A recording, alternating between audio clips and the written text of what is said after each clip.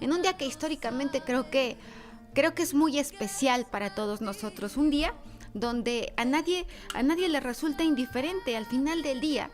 Creo que tenemos que entender que para nosotros la muerte es una fiesta. Octavio Paz, justamente en Los laberintos de la soledad, habla acerca de cómo los mexicanos, a diferencia de otras culturas, no le tememos a la muerte, la recibimos con una fiesta, la festejamos y hasta convivimos con ella. Tenemos una Catrina y un Catrín hecho por posadas. Tenemos además, por ejemplo, la muerte para Paz es el espejo de la vida. Pero no solo eso, hablamos también de la forma en la que la celebramos, le dedicamos canciones. Cuando habla de la burla, se refiere a que nos reímos con ella y nos reímos de ella, como la única certeza que se tiene al momento de nacer. Le tenemos tanto miedo a algunos que se nos olvida. Por ejemplo, habla cómo la vida y la muerte no son opuestos absolutos, sino son fases del ciclo cósmico infinito. Octavio Paz, que además retrata cómo para el habitante de Nueva York, de París o de Londres, la palabra muerte es una palabra que no solo no se pronuncia, sino que también quema los labios. Duele hablar de la muerte porque implica hablar de las despedidas y porque cerrar ciclos siempre duele. Pero cerrar ciclos en vida, uno sabe qué es lo que pasa. Pero cerrar ciclos en la muerte, ¿qué hay más allá? ¿Qué sucede? ¿Por qué extrañamos tanto? La muerte es un espejo que refleja las vanas gesticulaciones de la vida. Toda está brigada de confusión, de actos omisos, de dudas. La vida en la que hemos caminado a ciegas y que yo creo que a través de ensayo y error aprendemos, estímulo-respuesta, diría Pavlov. La vida que nos deja más preguntas, y dice Ernesto Sabato que uno no conoce el oficio de vivir hasta que tiene que morir. Es por eso que hoy queremos dedicarle este programa a los que ya no están, a los que están y a los que extrañamos. Porque también parece que a veces la muerte tiene más consecuencias para los vivos que para los muertos. Tiene más consecuencias para los que nos quedamos aquí porque no tenemos la certeza de qué pasa con los que se fueron. Es por eso que tenemos el inmenso honor de tener a la tanatóloga Yael Legge, la que además me siento profundamente honrada que estés aquí esta tarde, que nos puedas hablar como tanatóloga que eres, una tanatóloga tan reconocida, tan reconocida tanatóloga, que nos cuentes qué es la tanatología y por qué es tan importante el bien morir. ¿Qué representa la muerte? Pues primero que nada, Marifer, muchísimas gracias por la invitación, muy contenta de poder estar aquí compartiendo este tema de la tanatología, que si nos vamos al origen de la palabra, la tanatología realmente es el estudio de la muerte.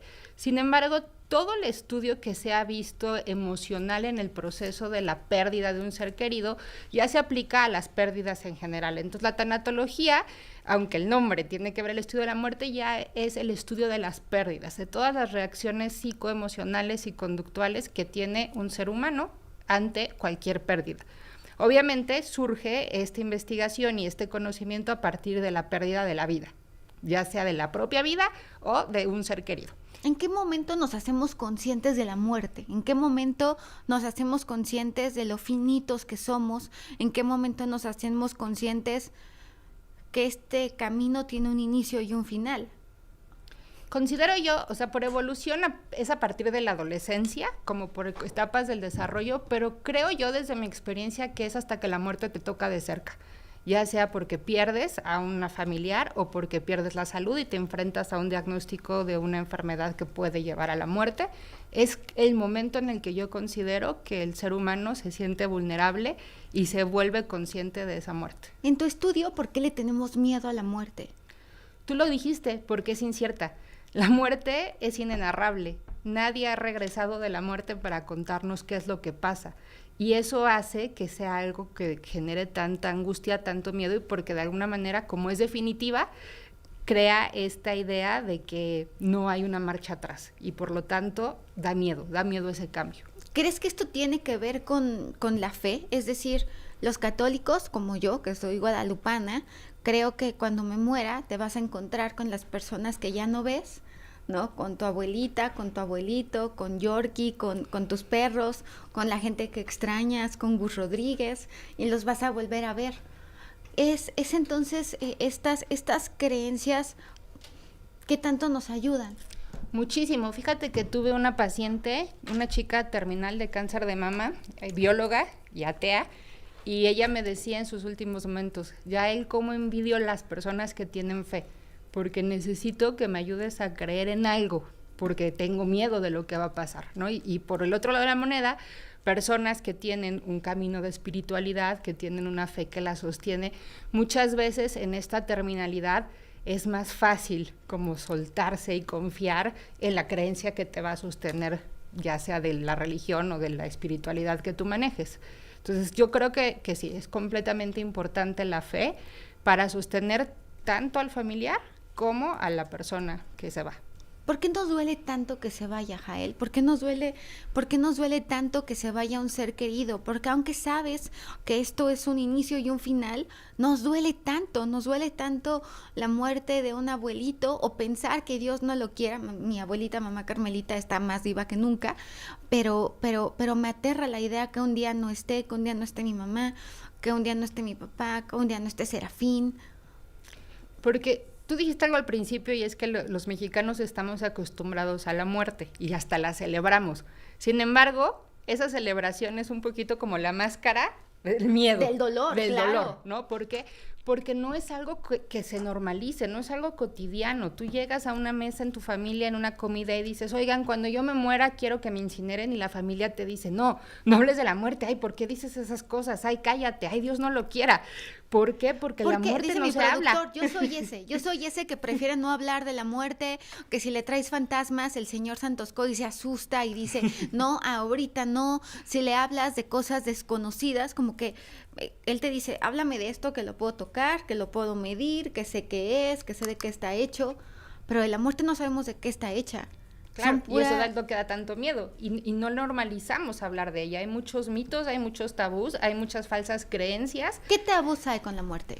Lo que acabas de decir, por ejemplo, no la menciones porque la llamas, la invocas, o que ahí se muere una persona y entonces van a morirse 2 más porque tienen que venirse 3 porque se mueren como seguiditos, ¿no? Son como los que me vienen a la cabeza. Esta cuestión de eso, de que uno que me crea mucho ruido a mí, y es que no llores porque no los dejas descansar en paz. ¿Qué pasa con esa creencia que te dice, ya déjalo, ya no le llores, porque él ya está en un lugar más bonito, ya está en el cielo, ya está descansando, y si tú le lloras, no lo dejas descansar? Estás invalidando un proceso natural que es el duelo. El duelo... ¿Es humano el duelo? Claro, es la respuesta natural ante una pérdida. Y ojo, no solo es humano, es natural. Hay seres vivos como elefantes, ciertos cuervos, animales que viven un duelo, orangutanes, los perros. Los perros son capaces de detectar dónde está enterrado su tutor, su mamá, su papá, como guste usted decirlo. Hay gente de mi generación que sí los vemos como hijos, no me gusta la palabra perrijos, pero los vemos como una extensión de ti. Y entonces dices, o sea, ¿cómo puede ser que ellos lo sufran? Ellos se dan cuenta. Hay muchas anécdotas ya de cómo se quedan esperando a que regresen por ellos. Sí, y los elefantes igual, es un proceso natural. ¿Cómo son los elefantes? Hay una historia de los elefantes que cuando están en cautiverio y los están maltratando y los rescatan, al momento en que los separan de su rescatador, pasan 24 a 48 horas muy críticas por esa separación, aunque sea un maltratador. Entonces, en esas horas críticas, los rescatistas, uno de ellos, un manjut, se llama, que es como el cuidador de elefantes, se queda todo el tiempo cantándole, sobándole, acariciándolo para que pueda tener esa transición de la pérdida, porque incluso se pueden morir en ese cambio.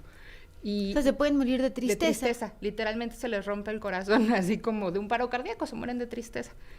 ¿Por qué? Porque lo que te decía es eso, el duelo es una respuesta natural y normal ante las pérdidas, y sin embargo la sociedad no lo normaliza, al contrario, lo desvalida.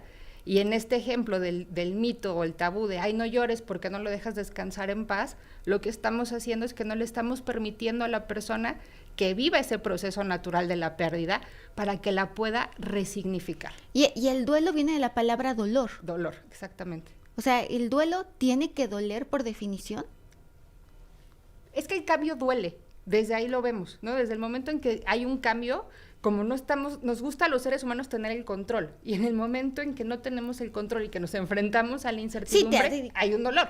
Y además es el dolor, es el no saber cómo vas a reaccionar, genera ansiedad. ¿Les parece si vamos a corte comercial y regresamos con la pregunta? ¿Estamos preparados? Que por cierto, Coco es un, de acuerdo a nuestra literatura, pues el nombre correcto es Cocolizzi, que es decir, el mal. Digo, yo sé que la película no tiene nada que ver con eso, pero nosotros los mexicanos hemos creado una propia mitología en el sentido de los muertos. Por ejemplo, el coco no tiene una forma fija, se adapta a las pesadillas de cada lugar y cambia su aspecto para asustar a las personas. El coco que además se mete en los sueños. Pero nos quedamos con la pregunta de ¿qué pasa y si nos vamos preparando para la muerte, que si se va trabajando la muerte? Sí, sí te vas preparando, sobre todo lo podemos ver con los pacientes que son enfermos terminales. Hay un momento en el que no es una preparación absoluta, hay una aceptación de la vida y por lo tanto de la muerte. Porque si tú te pones a pensar, no podemos hablar de muerte si no hablamos de vida. Entonces, para tener una conciencia de muerte, necesitamos tener una conciencia de vida. En el momento que aceptamos esa vida, vamos a aceptar esa muerte. Pero ¿cuándo aceptamos esa vida? A veces cuando la estamos perdiendo. Entonces, no hay una preparación absoluta. ¿Por qué? Porque ya lo dijimos, es incierto lo que viene, hay un temor a lo desconocido. Sin embargo, hay como vida, estamos en paz, vida, nada te debo, ¿no? Puedo soltarme y puedo irme tranquilo. Esa es la preparación a la que se puede llegar, como estoy en paz. Puedo decir gracias y puedo irme tranquila o tranquilo. Me puedo ir tranquila, me puedo ir en paz. Dicen, vida, nada te debo. Vida, estamos en paz. Vida, estamos en paz. ¿Se llega a alcanzar a eso? Yo sí lo he visto. Yo con mis pacientes sí he llegado a ver personas que me dicen, me puedo ir ahorita y estoy completamente en paz. Y no lo dicen de dientes para afuera, se siente. Es más difícil para los que se quedan. En tu experiencia, Yael, ¿has visto... por ejemplo, yo estaba platicando hace algún tiempo con médicos que se dedican a enfermedades terminales, ¿no? Y ellos decían que cuando llega alguien a consulta, pueden saber quién va a vivir más tiempo y quién va a vivir menos. Y a mí esto me generó mucha, como que te queda la pregunta, te hace mucho ruido. ¿Realmente ustedes como tanatólogos, como especialistas, tiene algo que ver la actitud para vivir más o para vivir menos tiempo? Híjoles, no creo realmente que tiene que ver la actitud como en la cuestión de vida. Creo que la actitud tiene que ver en cómo vas enfrentando los procesos. O sea, creo que una persona que tiene lo que se llama afecto positivo, que tiene como emociones más de bienestar, puede aceptar estos procesos de una forma más fluida a quien no la tiene. Sin embargo, sí te puedo decir que hay ciertas señales que nos hacen saber que el momento se acerca, ¿no? Como tanatólogos. Por ejemplo, personas que de repente pueden tener momentos de mucha lucidez. Entonces la familia te dice, es que hoy se despertó y estaba súper lúcido y hablaba y platicaba, está mejorando. Y de repente uno ya como tanatólogo ya sabe que es como una señal de que queda poco tiempo, ¿no? Generalmente eso cuentan, pero ayer estaba mejorando. Exacto. Sí, ayer habló y se despertó y me reconoció y comió y pidió y comió muchísimo. Como que hay esa fase, o sea, la explicación biológica es que hay como una adrenalina, como un subidón de adrenalina antes de que el cuerpo empiece a apagarse. Entonces, en ese subidón de adrenalina, la persona se despierta y hay esa lucidez. Entonces, hay como señales. Sin embargo, yo te puedo decir que me ha tocado casos de personas que les dicen, te quedan horas de vida, y pasan 3, 4 semanas y la persona sigue con vida, y muertes impactantes de que no lo esperabas y pasa, ¿no? Entonces, creo que el hecho es que cuando te toca, te toca. Eso es definitivamente lo que yo he aprendido como tanatóloga. Totalmente. Qué fuerte lo que estás diciendo. Ahora, nosotros como personas cercanas, como los que pues nos quedamos, a lo mejor viviendo las consecuencias, a lo mejor sufriendo, a veces hasta callándolos, porque socialmente, por ejemplo, que una mujer llore en un velorio es totalmente normal. pero ver a un hombre devastado en un velorio no es normal, ¿no? Walter Rizzo y otros expertos hablan acerca cómo el hombre tiene miedo a tener miedo, cómo el hombre tiene miedo a demostrar su vulnerabilidad, cómo el hombre, vamos a pensar, Dios no lo quiera, hay un ratón, la mujer, tú y yo nos podemos poner aquí encima, pero si Brian se pone encima de la mesa, eso no lo hace un hombre. ¿El hombre vive diferente el duelo a la mujer o es un tema cultural por el cual vive diferente el duelo? No, sí hay género y duelo en cuestión de cómo se enfrenta el proceso de las pérdidas. Una de las principales características es que la mujer busca ayuda en el dolor y el hombre, como tú lo acabas de decir, se aísla. El hombre piensa que es mientras más rápido, no, mientras más me distraigo, mientras más trabajo, mientras menos hablo del tema, mejor voy a estar. Y la mujer a veces pero no necesita solo hablarlo. Tapar, claro, tapar, es tapar, es su manera como de ponerse esta armadura para no enfrentar ese proceso de duelo. Sin embargo, se ha comprobado que muchos de los duelos que se convierten patológicos es en el género masculino, por este mismo tapar, que no permite que se realice ese trabajo de duelo. Ya, ¿y cómo sabes que un duelo es patológico? O sea, ¿cómo sabes hasta dónde es sano? Patológico quiere decir que es un duelo que es enfermo, que ya no es sano. Patos, que es enfermedad. ¿Cómo es un duelo patológico? Porque uno se lo imagina como una celotipia, una alergia. ¿Cómo es este duelo patológico? Mira, en el Instituto Mexicano de Tanatología yo siempre lo explico a mis alumnos así. Tú te cortas la mano, tienes una herida profunda y te empieza a sangrar y te duele. Esa herida la vas a tener que limpiar, te la van a coser, te va a doler. Hay un momento en que se te puede infectar y otra vez se te vuelve a abrir las heridas y poco a poco esa herida va sanando. Eso es el duelo, una herida profunda y que va a doler, que se tiene que lavar, coser, desinfectar, hasta que va cicatrizando. En el momento que tienes una cicatriz no quiere decir que no te duele. Hay veces que las cicatrices por el frío, porque ciertos movimientos duelen. Entonces, ¿qué es lo que necesitas? Necesitas aprender a funcionar otra vez. Necesitas aprender a mover la mano para poder agarrar el lápiz, para poder moverte. Entonces, ¿cómo podemos saber si un duelo... Pero de repente es una cicatriz queloide, la del duelo, ¿no? Claro. O sea, me refiero que no todo cicatriza bonito, ¿no? Hay veces que cicatrizas y no queda huella, ¿no? Y entonces dices, ay, perfecto. Pero hay veces que cicatrizas y te queda para toda la vida la marca. Te queda la marca porque no se trata de olvidar ni de superar, que ese es un error que también tenemos. Lo que queda es, esto me dolió, esto me marcó, pero sigo a pesar de este dolor. Y esa es la funcionalidad, y eso es lo que marca. ¿Todos tenemos duelos? ¿Todos nos enfrentamos al duelo? Claro, todas las pérdidas llevan un trabajo de duelo. Desde la pérdida más tonta, pierdes tu celular en un restaurante.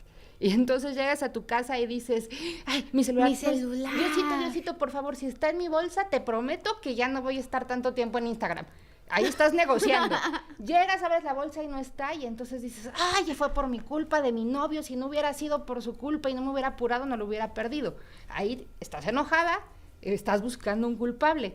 De repente ves que ya no está el celular y te empiezas a acordar, no sé, de las fotos o de lo que sea, y empiezas a llorar. El dolor, ay, mi celular, las fotos de mi viaje, ¿qué voy a hacer? Hasta que ya es un momento que dices, bueno, ni modo, voy a empezar a ahorrar, y cada vez que voy a un restaurante me fijo que traiga mi celular y que no lo pierda, porque ya aprendí de ese dolor. Entonces, desde las pérdidas más absurdas o no tan absurdas, se necesitan trabajar, se necesitan elaborar. ¿Por qué?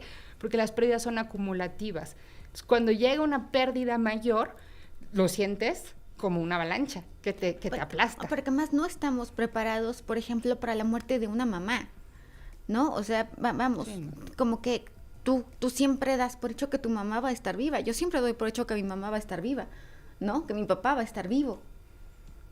¿Cómo lo trabajas? ¿Cómo te haces a la idea que esta persona que te dio la vida, que te hizo tan fuerte, que te dio y que te formó en tantos sentidos y en todos los sentidos, ¿cómo trabajas eso?